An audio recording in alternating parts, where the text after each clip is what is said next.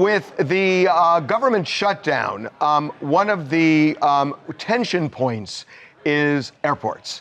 And there was an alarming incident at one airport, at Hollywood Burbank Airport, where nobody was in the control tower.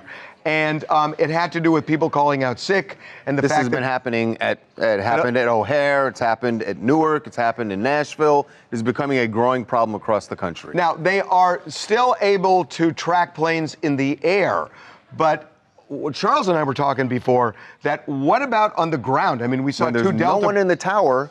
We saw two Delta planes collide not too long ago, days ago. On the ground. That was in LaGuardia when there was someone in the tower. That's right. So what happens? And we've seen other incursions as well. Right. So, how safe is it on the ground with an airplane? Jim Holcomb is an old and dear friend of mine when I was doing local news and after. And more importantly, a veteran pilot. A pilot for the NBC affiliate in Los Angeles, the Fox affiliate in Los Angeles. He flew helicopters all over this area and would take off and land at Hollywood Burbank Airport. So Jim is joining us right now. Jim, welcome back to TMZ Live. Hey, good to be back, Harv. So you concerned about the fact that sometimes ain't no one in the tower? Major concern. I mean, the very bad safety hazard. In the absence of somebody in the control tower at an airport that size, you've got way too many commercial Part 121 aircraft. Those are scheduled aircrafts that are coming in. You got civilian aircraft. There is a workaround for it, but it requires that everybody's on the same page and everybody knows what they're going to do. But you were talking about ground traffic. When you don't have a control tower, you use a common frequency, a common traffic frequency. In this case, it would be whatever Burbank's frequency is, and pilots would broadcast into the blind. Aircraft ABC is at the fuel pits, taxiing to the active runway 25 for takeoff, and that's how they would do it. The actual call would be something like this: Burbank helicopter 525 is at the fuel pits, taxiing to hold short of runway 25 for a 25 departure, Burbank. You say the name of the airport at the beginning and the name of the airport at the ending. The idea is that inbound aircraft hear you, they know what you're doing. People that are on that same frequency, they hear you, they know what you're doing, and then you have the responsibility now to see and avoid and check, make sure that you can take off and get that departure, that either straight out departure in most cases for Burbank, just a straight out departure, and then contact SoCal approach once you get in the air. Jim, I hear you saying what the workaround is, just to be clear. So now pilots, instead of just listening to an air traffic controller in the tower telling them where to go, who's also telling other people, now all pilots have to listen to all the other pilots, and you've all got to be on trust that you're all hearing it. That's right. That's right. And wow. An airport that size with that much traffic, it is very dangerous, especially if you have like novice pilots and non-commercial pilots coming in and out of there. I would be a circus. I would stay totally away from Burbank unless I had to land there. Well, what about O'Hare, where you've got scores of airplanes that are moving? That's an enormous airport. And if it happens there, even if they're all commercial pilots, that doesn't feel real safe.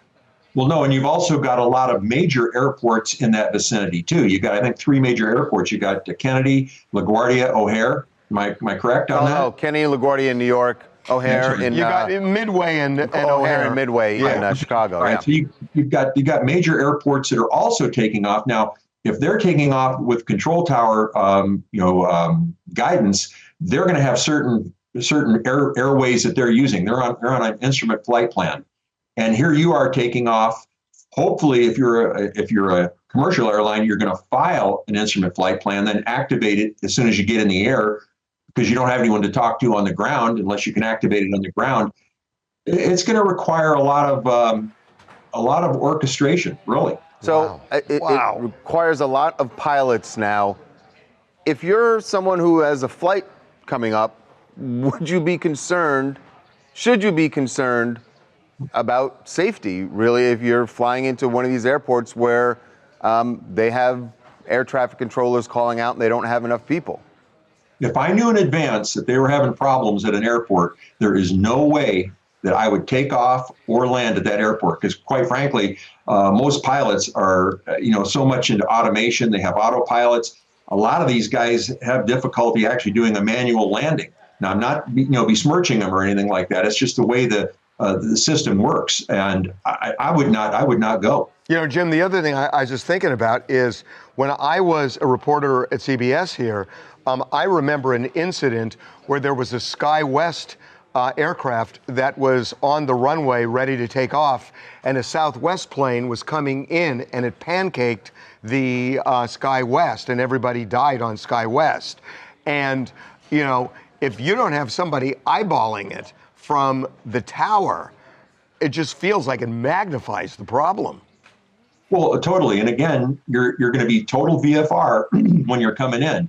You're going to have to watch and make sure who's in your downwind, which is parallel to the runway. Turning a base turn for final. You're going to have to sequence yourself with the other pilots. You're all going to have to work together. That's what the control tower does. Is they sequence airplanes coming in, and you're going to have to do that yourself. And as a commercial pilot, that's way like you haven't done that in a long time.